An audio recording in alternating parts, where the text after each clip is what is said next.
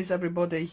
Right, so we'll make a start then. So, as I said, I am going to be using the floral vine. So we're using those. I'm going to hang on to the picture so that I can refer back to it. And then the only other two die sets I'm using are the bubble squares and the nested scalloped and stitched rectangles. So, you will have noticed in the group that our lovely Sue did a card that looked like it was really difficult. So I'm going to do my version just to show you that it isn't really difficult at all. It's very effective, but it really isn't difficult.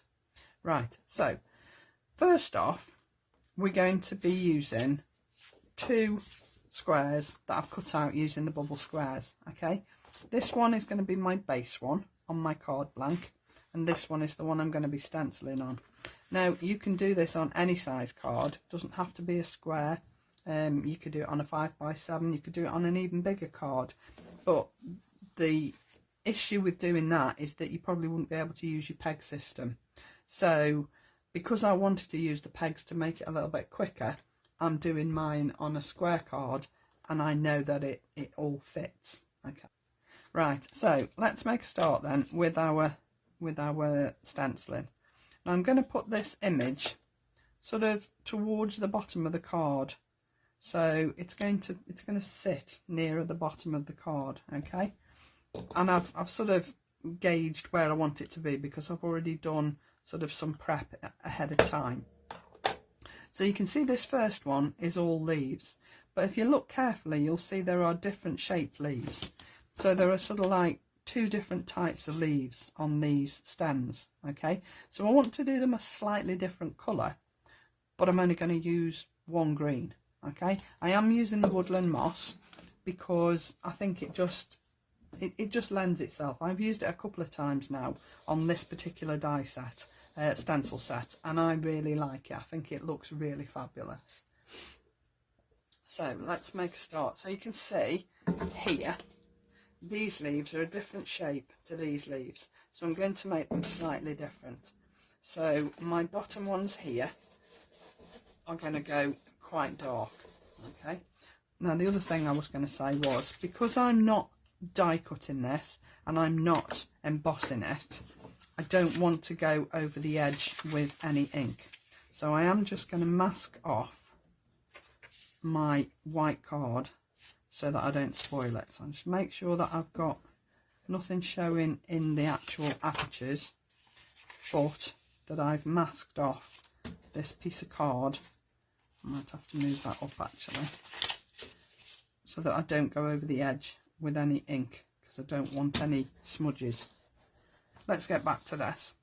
So we're going here quite heavy with this woodland moss, and when I do the other shape I'm going to go quite a lot lighter. Okay, so I'm just trying to work out which leaves are which. So if I'm looking at my picture here, this one's going to be a darker colour, as are these two, and then all the rest are going to be light. Okay, so I'm going in here quite deep, and this is the beauty of Lisa's inks, is that you can use one ink colour and it looks totally different. So we're going on here quite light, and you can see the difference between the two sets of leaves already. These are going to be quite a lot lighter than the others. Okay, so if I lift that off there, you can see there, these are dark and these are light, which is exactly what I'm looking for. So I'll put that over there out of the way. Now I'm going in with number 2, and again these are leaves, so I'm going to look at my picture to see which of the leaves are going to be lighter. These 3 here are going to be lighter because they're that sort of oval shape, and then these down here and this one are going to be quite dark. So all these are light, and this one, and these are dark. Okay, so it's worth keeping your picture to hand so that you've got it to refer to. All right, now I could go in with my stencil brushes on here to make it darker quicker, which I might stick with. Gives me a little bit more control. And then over here I'm going lighter. Lorraine, Genius tip. Genius tip. Don't know why I never thought of it before. Just take my ink off in the lid of the ink pad, because A, it saves me putting it anywhere on my stencil, and B, because it's in the lid of the ink pad, it keeps it moist, so I know that I can always take ink from here and it will be, you know, exactly as I want it. So again, you can see dark and light, and I'm still only using one shade of ink. Okay, now we're putting the veins on the leaves. Now I'm not going to use a green, I am going to come in with a purple. I know that sounds a bit crazy, go with me. Because it's a darker colour, it's not going to change the green exactly, it's just going to deepen the green colour. Okay, so if you go in not overly heavy to start with, you can always add a little bit more afterwards, but of course you can't, once you've added it, you can't take it away, can you? So always better to go in a little bit lighter.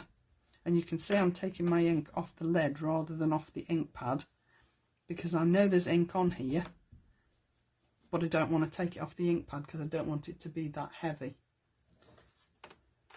Right, now these are quite light, so I am going to just go back in on these and just add a little bit more ink on them, just because I want them to stand out, but I want them to not overpower the fact that the leaves are quite pale, if you're with me. Okay, so if I lift that off there, that's better. I'm happy with that. So although you can see on the lighter leaves that it's definitely purple, I don't think it detracts, because obviously some veins on leaves are quite purple. Right, so we're going back to the green and we're going to do the stems. Now again, I don't want them overly green, but reasonably green, because I probably will go over these with purple as well, just so that they look a little bit different, rather than just sort of the same green as anything else. So I will go over them with the purple as well. So it's just about using your ink pads and just experimenting with them, really. They will give you different looks depending on how you blend with them, how you know, what colours you blend them with. So I'll just put the green to one side and then just lightly go over with the purple.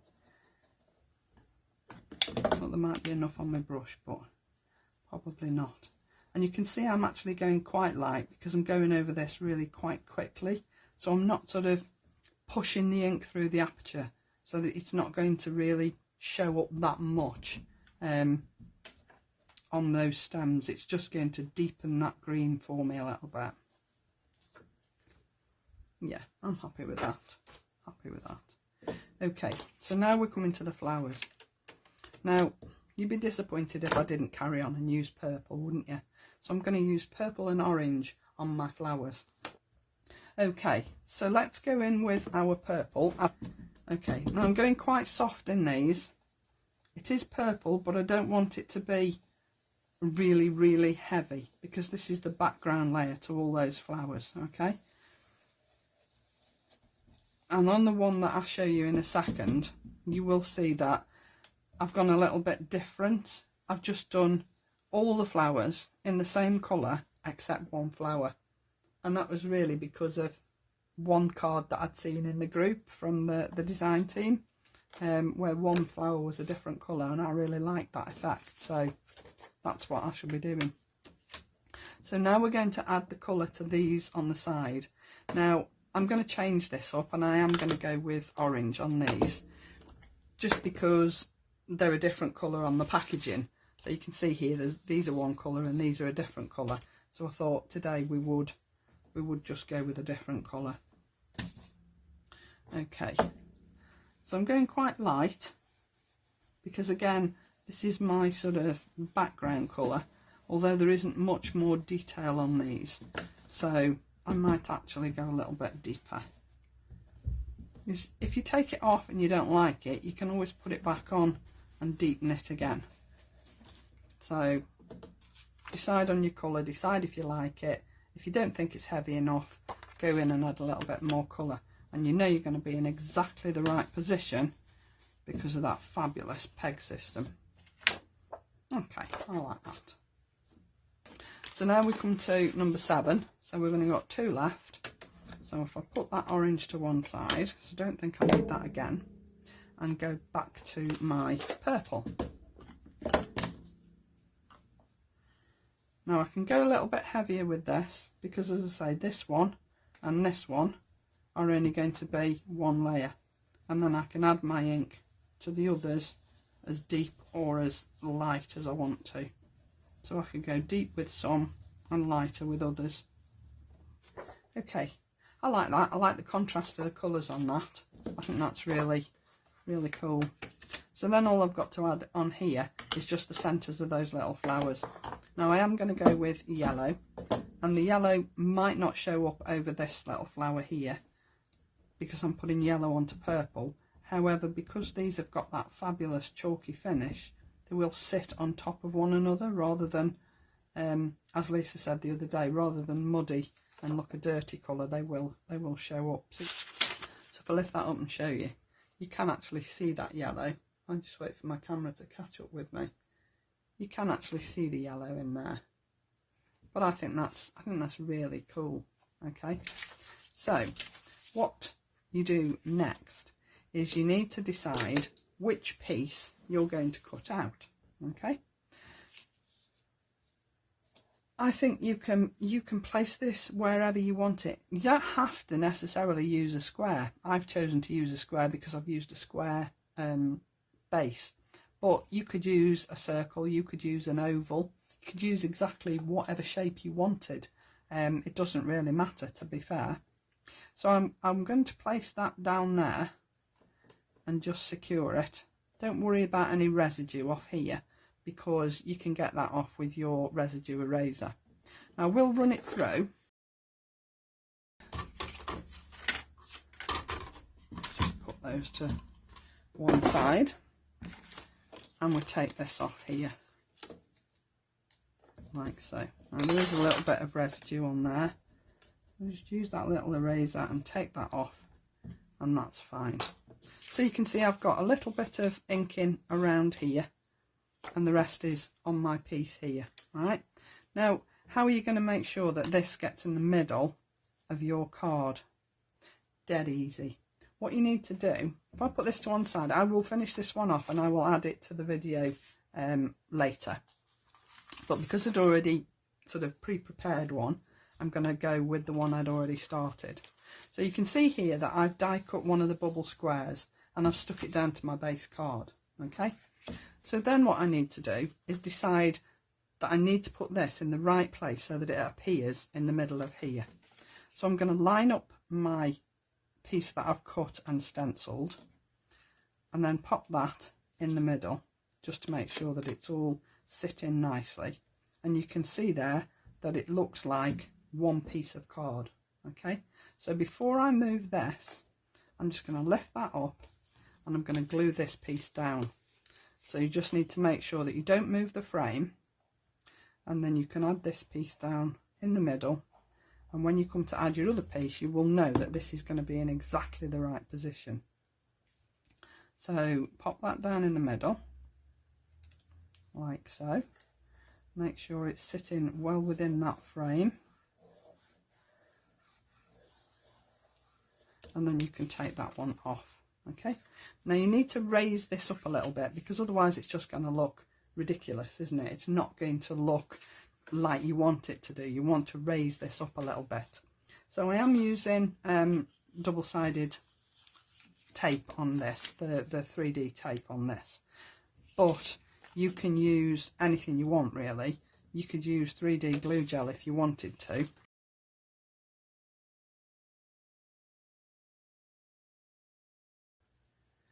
Now you could probably go a little bit higher if you wanted to. I haven't got any that's deep enough. I could have put 2 layers, but I haven't. I've just done 1 layer, but I think it still works. So we'll take the tape off and we'll add this down, and then all we need to do extra is just add our sentiment. And then I have done one other card just to show you the difference between just stenciling and stenciling, die cutting and embossing, because no matter what effect you go for, this looks equally as beautiful in, you know, whatever style you choose to use. So make sure you line your square up with the one underneath and sit it on the top like that. You could have done with being a little bit deeper, but I think you can still see the same effect. It just looks like this is sitting behind and that you've actually stenciled it twice. You don't. You only need to stencil it once and then just cut the card accordingly. But you can see it would work with a circle or it would work with an oval. It doesn't necessarily have to be a square. I just chose to use a square. So I'm just going to add my sentiment. This was one of Lisa's ticker phrases that was one of her first releases, and I just stamped the whole set in lots of different colours. So I've got like loads of sentiments to use. I used one the other day and I thought I might as well try and use them up rather than stamping. But you could stamp, you can do whatever sentiment you want. And I was going to put it down here, but then I thought no, I don't want it over the frame because I think that would spoil the effect. So I'll just pop that down there, and there you go.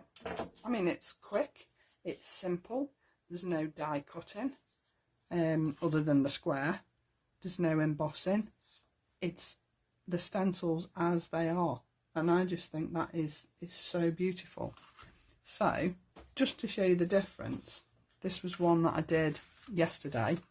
So you can see here that I've done a background on the card. I went a little bit mad. I've had this card in my stash for ages, and I just used the crackle stamp on the card and I did it all over, and then I've put it in my cupboard and I've thought I'll use it one day. So when I got these out this morning I thought, oh, I could use that, and then I just used 2 different shades of pink card because obviously I've got pink in my stenciling, and just layered it up, and again used one of the ticker phrases just to add my sentiment. So you can see there are 2 completely different looks, but both equally as beautiful. And when I've finished this one, I will probably add this down with 3D glue gel so that it's a little bit higher than this one, just to show you the difference.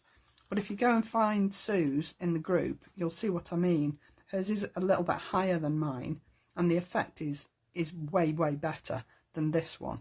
I like this, but I like Sue's better because it's deeper set, so that it sort of shows off the layers better. Okay, so I will do this one with 3D glue gel just to make it look a bit better. But there you go, 3 different looks, one set, but all as fabulous as the other.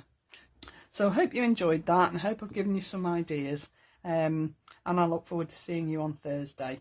And take care of yourselves and have a fabulous week. See you soon, everybody. Bye now.